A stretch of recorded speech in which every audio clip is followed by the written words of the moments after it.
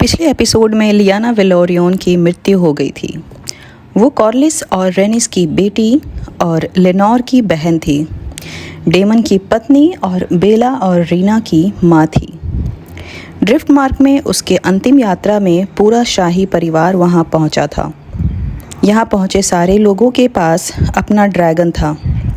ड्रिफ्टमार्क में इस वक्त इतने ज़्यादा ड्रैगन्स थे कि ये शहर न्यू वेलेरिया की तरह दिख रहा था। टारगेरियंस की प्रथा थी कि वो अपने मरे हुए परिजनों को ड्रैगन फायर से जलाकर अंतिम विदा देते हैं, जैसा कि हमने एमा के साथ होते हुए देखा था। लेकिन वेलोरियंस के पास कभी भी ड्रैगन्स नहीं था। उनका जुड़ाव पानी के साथ ज़्यादा था। उनकी शक्ति पानी और शिप्स थे, इसलिए ये लोग मृत्यु के बाद कॉफिन को सी में डाल देते हैं। लियाना के अंकल वेरमॉन्ट लियाना के याद में एक स्पीच देते हैं। वो कहते हैं, वेलोरियन का खून सच्चा खून है और इस खून में कभी मिलावट नहीं होनी चाहिए। और ऐसा कहते हुए वो रायनेरा और उसके बच्चों की तरफ देखते हैं। उनका इशारा जेस और ल्यूक की तरफ था। वो दोनों दुनिया की नज़र में वेलोरियंस थे, पर उनके रगों में लेनोर का नहीं हार्विन का खून बहता है। कॉर्लिस ल्यूक को ड्रिफ्टमार्क का उत्तराधिकारी बनाना चाहता है, लेकिन वेमॉन्ड ऐसा नहीं चाहता। वो बेला या रीना को उत्तराधिकारी बनाना चाहता है, क्योंकि वो एक ट्रू बॉर्न वेलोरियन है। डेमन को वेमॉन्ड के स्पीच पर हंसी आ जाती है। जिस गंदी पॉलिटिक्स से वो दूर भाग रहा था, उसके वाइफ के फ्यूनरल पे ही स्टार्ट हो जाता है। कॉर्लिस ल्यूक से कहता है कि ड्रिफ्टमार्क के अगले लॉर्ड तुम बनने वाले हो। ल्यूक को ड्रिफ्टमार्क का लॉर्ड चुना जा रहा है, क्योंकि जेस रायनेरा के बाद आयरन थ्रोन का उत्तराधिकारी बनेगा। ल्यूक कॉर्लिस को जवाब देता है कि मैं लॉर्ड नहीं बनना चाहता, क्योंकि मेरे लॉर्ड बनने का मतलब है आप सभी इस दुनिया से जा चुके होंगे। ये छोटा सा बच्चा अपने लोगों के मृत्यु के बाद सदमे में चला गया है, लेकिन बड़ों को ये बात समझ नहीं आ रही है। वो आने वाली पीढ़ी को लगातार गंदी राजनीति में ढकेले जा रहे हैं। आगे चलकर इन बच्चों की ज़िंदगी पॉलिटिक्स, कॉन्फ्लिक्ट, आपसी रंजिश में उलझ कर रह जाएगी। जेस, जो इतना बड़ा तो हो चुका है कि उसे पर्दे के पीछे की सच्चाई समझ आए। उसे पता है कि उसके रियल फादर हार्विन हैं। वो अपनी माँ से कहता है अपने दादा की शोक सभा में हेरन हॉल में होना चाहिए, लेकिन रायनेरा उसे चुप रहने को कहती है और दुनिया के सामने लेनोर को अपना पिता मानने को कहती है, क्योंकि ये दुनिया बास्टर्ड्स के रूप में उन्हें स्वीकार नहीं करेंगे और उनका थ्रोन का क्लेम भी वीक हो जाएगा। बड़ों के राजनीतिक स्वार्थ के वजह से बच्चे सफ़र करते हैं। एलिसेंट की बेटी हेलेना की शादी उसके अपने बड़े भाई एगॉन से तय होती है, जैसा कि टारगेरियंस की प्रथा रही है। एगॉन द कॉन्करर ने भी अपनी दोनों सगी बहनों से शादी की थी। इसके अलावा किंग जेहरिस ने भी अपनी बहन से शादी की थी। अपने ब्लड लाइन को प्योर रखने के लिए टारगेरियंस ऐसा करते हैं। वैसे हेलेना और एगॉन की माँ एलिसेंट को टारगेरियंस की इस प्रथा से काफ़ी प्रॉब्लम्स थी, पर अब शायद वो रायनेरा के नफ़रत में इतनी अंधी हो गई है कि अपने ही मोरालिटी के अगेंस्ट चली गई। और इन दोनों की शादी कराने से एलिसेंट को राजनीतिक लाभ भी मिलेगा। ये टारगेरियंस की प्राचीन प्रथा रही है और इसके अलावा एगॉन का नाम एगॉन द कॉन्करर के ऊपर रखा गया है। तो उसकी ही तरह वो अगर अपनी बहन से शादी करता है तो लोग उसमें एगॉन द कॉन्करर की झलक देखेंगे और उनका थ्रोन पर क्लेम मजबूत हो जाएगा। ये सब कुछ एलिसेंट की चाहत है। वहीं दूसरी तरफ एगॉन को सत्ता में, थ्रोन में कोई इंटरेस्ट नहीं है। ऑटो हाईटावर एक बार फिर से हैंड ऑफ द किंग बन गया है, क्योंकि लाइलोन स्ट्रॉन्ग की मौत हो गई थी। विसेरिस बहुत पहले ऑटो हाईटावर को हैंड ऑफ द किंग के पोजीशन से हटा दिया था, क्योंकि वो अपना काम ईमानदारी से नहीं करता था। लेकिन एलिसेंट के प्रेशर बनाने की वजह से विसेरिस ने फिर से ये फैसला किया और उसे हैंड ऑफ द किंग बना दिया। विसेरिस हमेशा से कॉन्फ्लिक्ट से बचता रहा है। किताबों में मेंशन्ड है कि वो अपनी बेटी रायनेरा को हैंड ऑफ द किंग बनाना चाहता था, लेकिन किसी तरह के विवाद से बचने के लिए उसने चुपचाप अपनी बीवी एलिसेंट की बात मान ली। और ऑटो को पावर देने का मतलब है कि वो रायनेरा को कभी भी सपोर्ट नहीं करेगा, और ये सब विसेरिस को अच्छे से पता था। एलिसेंट रायनेरा से नफरत करती है, रायनेरा डेमन को चाहती है, विसेरस भी डेमन से रिश्ता सुधारना चाहता है, लेकिन डेमन ऐसा प्रिटेंड कर रहा है कि उसे किसी की भी नहीं पड़ी है, उसे किसी चीज़ से मतलब ही नहीं है। विसेरस गलती से एलिसेंट को एमा कहकर बुलाता है, जो कि उसकी पहली मरी हुई बीवी है। इसका मतलब है विसेरस की तबीयत सही नहीं है, उसका बुरा असर उसके दिमाग पर भी पड़ रहा है। विसेरस की तबीयत बिगड़ना इस राज्य के लिए अच्छा नहीं है। विसेरस की वजह से ही अभी तक ये परिवार जुड़ा हुआ है। और एमा का नाम इस तरह पुकारने का एक और मतलब ये भी हो सकता है कि अब भी वो अपनी पहली पत्नी से प्यार करता है। बुक के अनुसार विसेरस एमा के मौत के लिए खुद को गिल्टी मानता है और इसी वजह से उसने रायनेरा को उत्तराधिकारी चुना था। रायनेरा एमा की एकमात्र औलाद है और उसके लिए कुछ करके विसेरस अपने गिल्ट को कुछ कम कर पाता है। रेनिस और कॉर्लिस अपनी बेटी लियाना के शोक में डूबे हुए हैं। रेनिस लियाना के सम्मान में उसकी बेटी बेला को ड्रिफ्टमार्क का उत्तराधिकारी चुनना चाहती है। उसे भी लगता है ल्यूक के रगों में वेलोरियन ब्लड नहीं है, इसलिए उसे उत्तराधिकारी नहीं बनाना चाहिए। लेकिन कॉर्लिस की सोच इस मामले में बिल्कुल ही अलग है। वो कहता है इतिहास खून को याद नहीं रखता, वो तो बस नाम याद रखता है। उसे इस बात से फ़र्क नहीं पड़ता कि ल्यूक और जेस उसके रियल ग्रैंड चाइल्ड नहीं हैं। उन दोनों के नाम के साथ वेलोरियन जुड़ता है, उतना ही काफ़ी है कॉर्लिस के लिए, जबकि बेला के साथ टारगेरियन लगाया जाता है। रायनेरा लंबे समय के बाद अपने अंकल डेमन के साथ है। दोनों अपने असफल शादी की बातें करते हैं। डेमन ने लियाना से कभी प्यार नहीं किया और लेनोर रायनेरा के लिए हमेशा यूजलेस रहा है। रायनेरा अपने सेक्सुअल डिज़ायर्स की बातें करती है।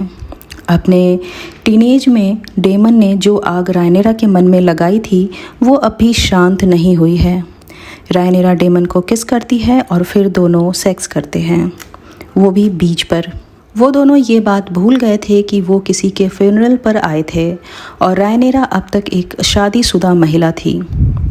वहीं दूसरी तरफ एमंड, जो एक ड्रैगन राइडर बनने के लिए डेस्परेट था, उसके पास कोई ड्रैगन नहीं था। दूसरे टारगेरियंस की तरह बाकी बच्चे उसे बुली करते थे, वैसे वो ड्रैगन एग भी क्लेम कर सकता था और उसे हैच होने का इंतज़ार कर सकता था, या फिर वर्मीथॉर या सिल्वर विंग जो फ्री ड्रैगन्स थे, उनका कोई राइडर नहीं था, उन्हें भी क्लेम कर सकता था।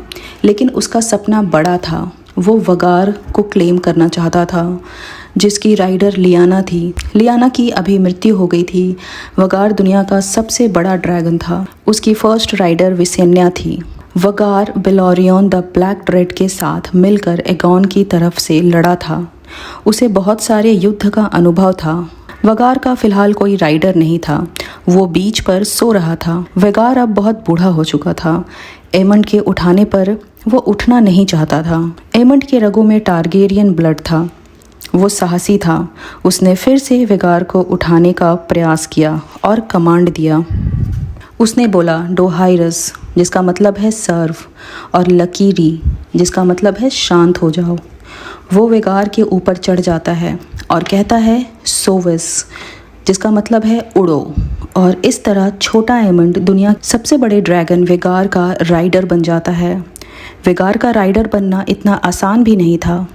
वो कितनी ही बार वेगार के ऊपर से गिरने वाला था, लेकिन फाइनली एमंड ने ड्रैगन को पा ही लिया। लेकिन इस इंसिडेंट से रेना और बेला काफ़ी नाराज़ हो जाती हैं, क्योंकि वेगार उनकी माँ का ड्रैगन था।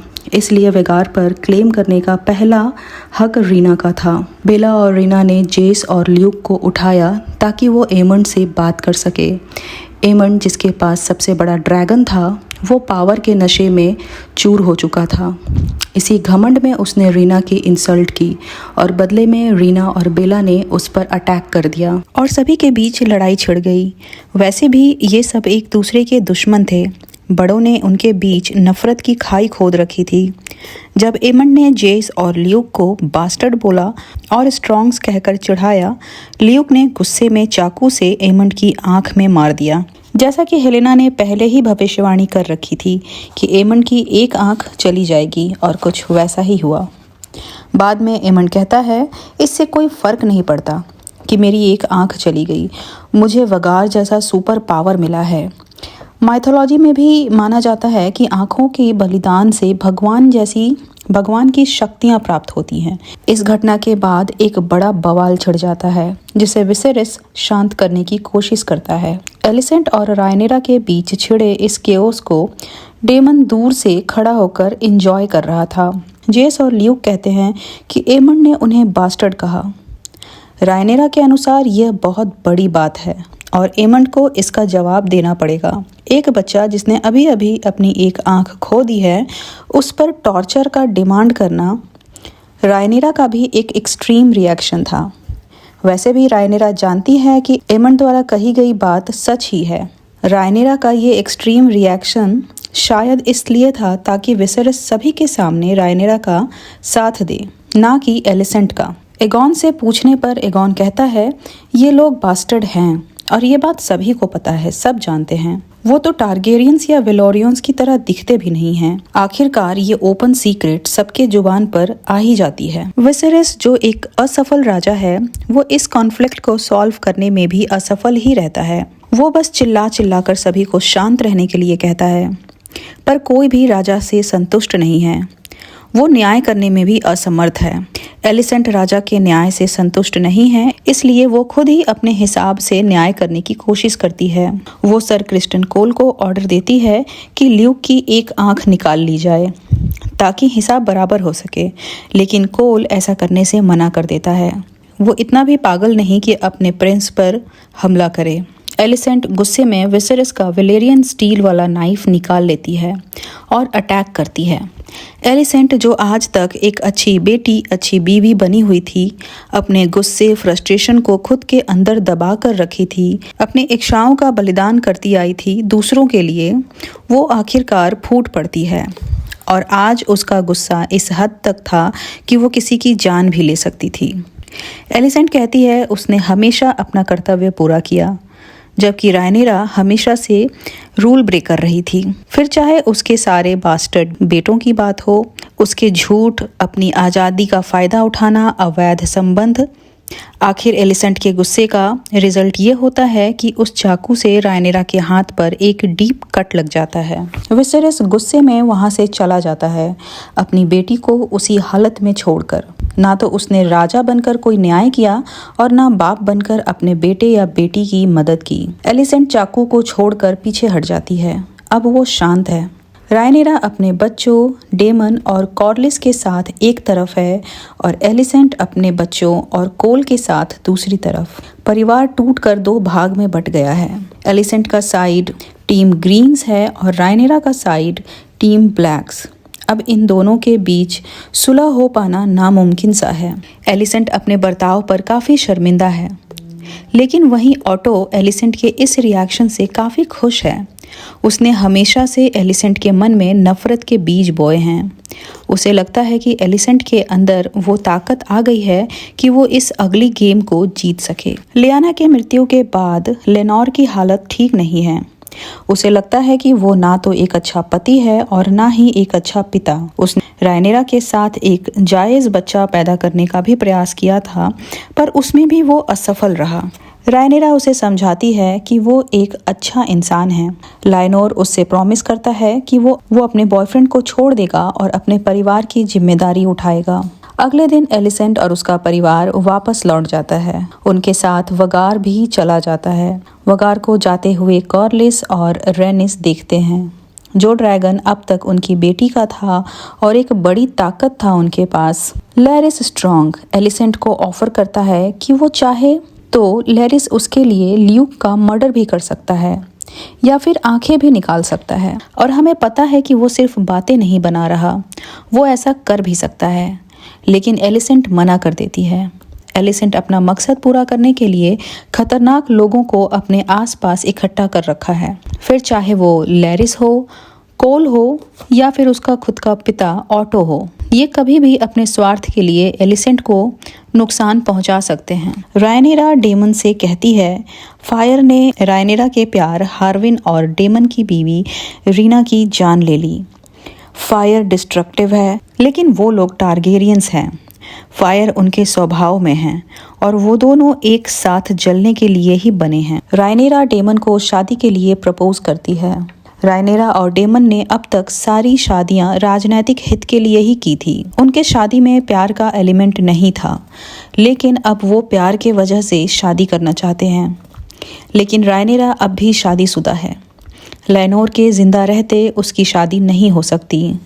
रायनेरा और डेमन एक प्लान बनाते हैं लेनोर के नकली मृत्यु का। डेमन लेनोर के बॉयफ्रेंड कार्ल को लेनोर से फेक लड़ाई के लिए कहता है। डेमन एक लाश का इंतजाम करता है और उसे आग में जला देता है ताकि ऐसा लगे कि कार्ल और लेनोर की लड़ाई में लेनोर आग में गिर गया और जलकर उसकी मृत्यु हो गई। रायनेरा चाहती थी कि लोग ऐसा सोचें कि रायनेरा ने कार्ल को पैसे दिए लेनोर को मरवाने के लिए, ताकि लोगों के मन में रायनेरा के प्रति एक डर बने। रायनेरा लेनोर को अपना परिवार मानती थी, उसकी रिस्पेक्ट करती थी, इसलिए उसने उसे आज़ाद छोड़ दिया अपने प्यार के साथ एक नया जीवन जीने के लिए। सनसेट होने के बाद लेनोर और उसका बॉयफ्रेंड कार्ल समुद्र के रास्ते कहीं दूर चले जाते हैं। लेनोर ने अपना सर मुंडवा लिया था ताकि वो वेलोरियन की तरह ना दिखे, अपनी पहचान छुपा सके। लेनोर अपने माता पिता परिवार के साथ साथ अपने ड्रैगन सी स्मोक तक को छोड़कर चला जाता है। हाउस ऑफ द ड्रैगन में बताया गया है कि ड्रैगन्स और राइडर्स का रिश्ता अटूट होता है, मैजिकल होता है। ड्रैगन्स अपने राइडर्स के लोकेशन का भी पता लगा सकते हैं। ऐसा होने से लेनोर के जिंदा होने का पता चल जाएगा और ड्रैगन्स अपने राइडर के मरने के बाद ही नया राइडर को क्लेम करने देता है। वैसे बुक में कहानी थोड़ी सी अलग है। बुक में लेनोर सच में कार्ल के द्वारा मारा जाता है। हो सकता है काफ़ी लोगों को ये चेंज पसंद आए। लेनोर के जाने के बाद रायनेरा और डेमन ओल्ड वेलेरियन पद्धति से शादी कर लेते हैं। इन दोनों की ये शादी हाउस ऑफ द ड्रैगन में दिखाए गए दूसरे टारगेरियंस की शादी से काफ़ी ज़्यादा डिफरेंट है। इनके पहनावे से लेकर शादी की पद्धति तक सब कुछ अलग दिख रहा है। इसमें ड्रैगन ग्लास का यूज़ होते हुए हम देखते हैं। ये वही ड्रैगन ग्लास है जिससे वाइट वॉकर्स को मारा गया था गेम ऑफ थ्रोन्स में। इस ड्रैगन ग्लास से ये अपने लिप्स को कट करते हैं और उससे निकले हुए ब्लड से पहले तो तिलक करते हैं और उसके बाद अपने हाथ को भी कट करते हैं और एक दूसरे का रक्त पान भी करते हैं। तो काफ़ी पैशनेट सा ये शादी दिख रहा है। और जो हमने रायनेरा की पिछली शादी देखी थी वो बिल्कुल ही अलग था, इसमें कुछ भी ऐसा नहीं था। लेकिन वहीं खड़े इनके बच्चों के चेहरे पर कुछ मिक्स्ड रिएक्शन है। अभी अभी इन बच्चों ने अपने माता पिता को खोया है। वैसे तो ये शादी बहुत गलत समय पे हो रहा है। तो चलिए देखते हैं अब आगे के एपिसोड में कि इनकी ये शादी से बाकी लोगों का क्या रिएक्शन होता है इनकी शादी से। और इसी तरह से ये एपिसोड यहीं पर समाप्त हो जाता है। तो ये मेरा वीडियो और एक्सप्लेनेशन कैसा लगा आप लोगों को ज़रूर कमेंट बॉक्स में शेयर करना। और मैं बहुत जल्दी इसके नेक्स्ट एपिसोड की एक्सप्लेनेशन के साथ मिलती हूँ। Till then bye.